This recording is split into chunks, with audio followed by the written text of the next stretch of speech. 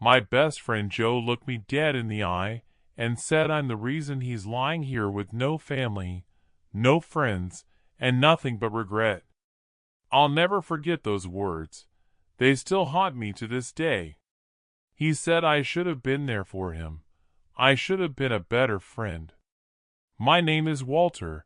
I'm 78 years old, and I'm here to tell you a story that'll teach you one thing, that regret is a heavy burden to carry, and it's one I've been carrying for most of my life.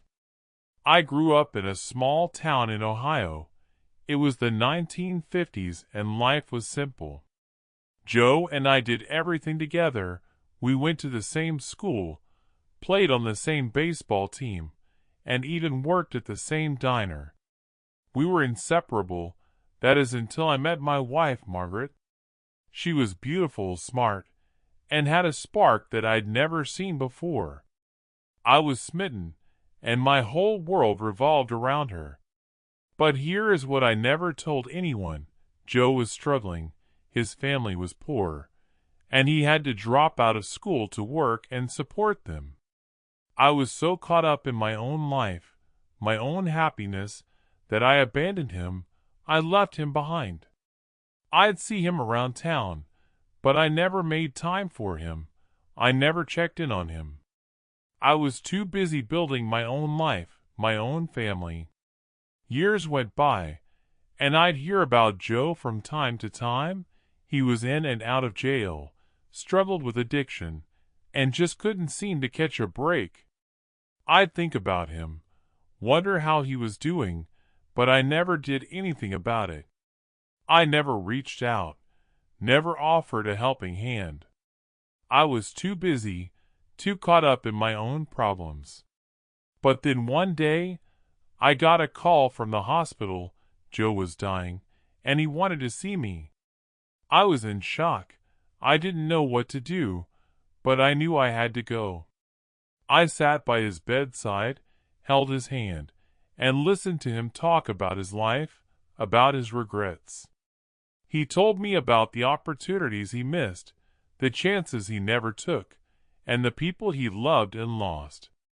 He looked at me with tears in his eyes, and said I'm the reason he's lying here with no family, no friends, and nothing but regret. I was devastated. I felt like I'd been punched in the gut. I didn't know what to say. I didn't know how to respond. All I could do was sit there, hold his hand, and listen. But here is what I learned. Regret is a heavy burden to carry. It's a weight that can crush you. It's a reminder of what could have been, what should have been.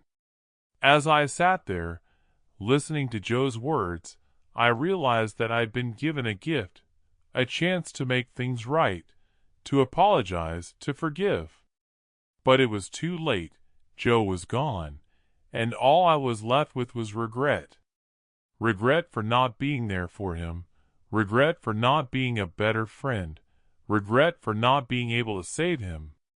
The hard truth is, we all make mistakes, we all have regrets, but it's how we learn from them that matters. We can let them define us, or we can use them to become better people. I've carried this regret with me for most of my life, but I've also learned from it. I've learned to appreciate the people in my life, to cherish the moments we have, and to never take anything for granted. But here is what I never told anyone. It's taken me a lifetime to come to terms with what happened. It's taken me a lifetime to forgive myself, to forgive Joe, and to find peace. I still think about him. I still wonder what could have been, but I know that I did the best I could with what I had. My best friend Joe looked me dead in the eye and said I'm the reason he's lying here with no family, no friends, and nothing but regret. Those words still haunt me, but they also remind me of the importance of friendship, of being there for the people we care about. If you're watching this, I hope you'll take something away from my story. I hope you'll appreciate the people in your life, and I hope you'll subscribe to my channel for more stories like this. As I look back on that moment, I realized that it was a turning point for me, a moment that made me reevaluate my priorities and focus on what truly matters. I started to make more of an effort to stay in touch with my friends, to be there for them when they needed me, and to nurture those relationships. It wasn't always easy. Of course, life got busy, and we all went our separate ways at times, but I made a conscious decision to prioritize my friendships, to invest in the people who had been there for me through thick and thin. And it's been incredible to see the impact that's had on my life. I've had friends who have been with me through some of the darkest times, who have lifted me up when I felt like I couldn't go on, and who have celebrated with me in the good times. I've learned that true friends are the ones who will show up, no matter what, who will listen without judgment, and who will offer a shoulder to cry on when you need it most. But it's not just about the big moments, the dramatic moments of crisis or triumph. It's also about the small, everyday moments, the laughter, the inside jokes, the quiet conversations that mean the world. It's about having people in your life who get you, who understand you, and who will be there to support you no matter what. As I've grown older, I've come to realize that friendships are one of the most precious things we have in life. They're a reminder that we're not alone, that we're part of something bigger than ourselves, and that we have people who care about us, who will be there to support us every step of the way. I think that's one of the reasons why I'm so passionate about sharing stories like this, about connecting with others, and about building a community of people who care about each other. I believe that when we share our stories, when we open up in vulnerability, we create space for others to do the same, and that's when the real magic happens. So, to everyone who has been a part of my journey, who has listened to my stories, and who has supported me along the way, I want to say thank you. Thank you for being there for me, for listening, for caring, and for being part of my life. And to those who are just joining me on this journey, I welcome you, and I hope that you'll find comfort, inspiration, and connection in the stories that I share. As I look back on my life, I'm reminded of the power of friendship, of the impact that it can have on our lives, and of the importance of nurturing those relationships. I hope that my story will inspire you to do the same, to prioritize your friendships, to invest in the people who matter most, and to never take them for granted. Because in the end, it's the people we surround ourselves with, the friends we make, and the love we share that truly makes life worth living.